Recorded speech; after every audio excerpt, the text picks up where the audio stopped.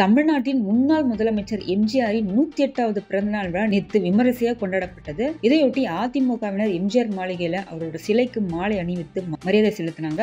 இந்த நிலையில முன்னாள் முதலமைச்சர் ஓ பன்னீர்செல்வம் தன்னோட ஆதரவாளர்களுடன் எம்ஜிஆர் சிலைக்கு மாலை அணிவித்து மரியாதை செய்தார். அதைத் தொடர்ந்து செய்தியாளர்கள் சந்திப்பில் ஓபிஎஸ் பேசுகையில சட்டமன்றத்தில் எதிர்க்கட்சி தலைவராக இருக்கும் எடப்பாடி பழனிசாமி மக்களின் பிரச்சனைகளை வலுவா எடுத்து வைக்கிறது கிடையாது.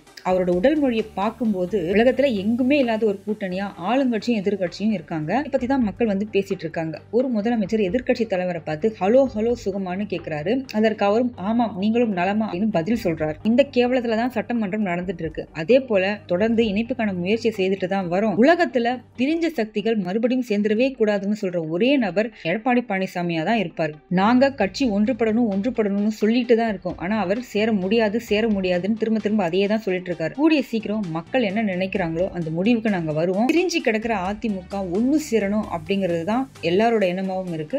தேர்தல்ல எல்லாரும் சேர்ந்து போட்டி போட்டா நம்மள யாராலும் ஜெயிக்க முடியாது அப்படின்னு அவர் சொல்லியிருக்காரு. சட்டப்பேரவை தேர்தலுக்கு இன்னும் 14 மாதங்கள் இருக்கும் நிலையில அதிமுக ஒன்னு சேருமா அப்படிங்கிற அந்த கேள்வி மக்கள் மத்தியில தொடர்ந்து பேசப்பட்டு வருது. ஏன்னா நாடாளுமன்ற தேர்தலிலே தென் மாவட்டங்கள்ல அதிமுக பல தொகுதிகளிலும் டெபாசிட் இழக்கும் சூழ்நிலைக்கு தள்ளப்பட்டது எல்லாருக்கும் தெரிஞ்ச விஷயம் தான். இப்போ இழந்த அந்த பவர் எல்லாம் மறுபடியும் அவங்க மீட்டு எடுக்கணும்னா, சிதறிய ஓட்டுகள் எல்லாத்தையும் மறுபடியும் ஒன்றுபட வைக்கணும்னா கண்டிப்பா கட்சி ஒருங்கிணைப்பு அப்படிங்கிறது தான் ஒரே ஒரு முடிவா இருக்கு. ஏன்னா தென் மாவட்டங்கள்ல ஓ பன்னீர்செல்வத்துக்கு கொஞ்சம் பலம் அதிகம். அப்படிப்பட்ட ஒரு பலத்தை ஒதுக்கி வச்சுட்டு அதிமுக சட்டமன்ற தேர்தலில் களமிறங்க போறாங்க. இது கண்டிப்பா அவங்களுக்கு பேக் ஃபயர் தான். ஓ பன்னீர்செல்வத்தை பொறுத்த வரைக்கும் ஓபிஎஸோட பெரிய பலமே அவர் பாஜக தலைமையை ரொம்ப நம்பி இருக்காரு. இந்த விஷயத்துல இதுல பாஜக எப்படி சம்பந்தப்பட முடியும் அப்படிங்கிற ஒரு கேள்வி வரும் இல்லையா?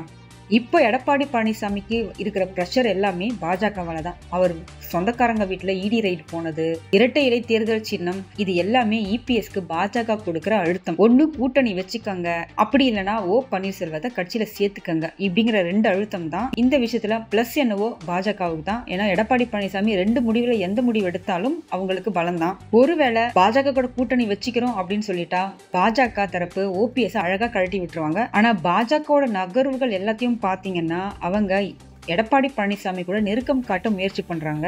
2 முடிவுகளை எது ஃபேவரட்டான முடிவுன்னு கேட்டீங்கன்னா கண்டிப்பா கூட்டணி தான் முக்கியம், ஓபிஎஸ் முக்கியம் இல்ல அப்படிங்கிற முடிவை தான் பாஜக எடுப்பாங்க. இது தெரியாம ஓபிஎஸ் பாஜகவை மலை போல நம்பிக்கிட்டு இருக்காரு. இந்த 14 மாசத்துக்குள்ள எது வேணா நடக்கலாம். பார்க்கலாம், இவங்க கூட்டணி வச்சுப்பாங்களா, அப்படி இல்லைன்னா ஓபிஎஸ் கட்சியில சேர்த்துப்பாங்களா, ஓபிஎஸ் மட்டும் இல்ல பிரிஞ்சு கிடக்கிற எல்லா அதிமுக சக்திகளையும் ஒன்னா சேர்ப்பாங்களா அப்படிங்கறத பொறுத்து இருந்து பார்க்கலாம்.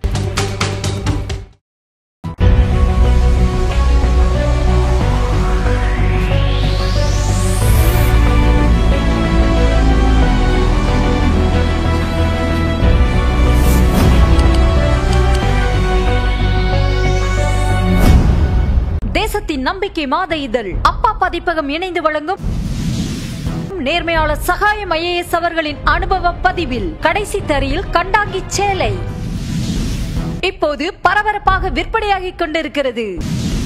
புத்தகத்திற்கு உடனே அழையுங்கள் 701002 9823 9315077173 மற்றும் 8925917667.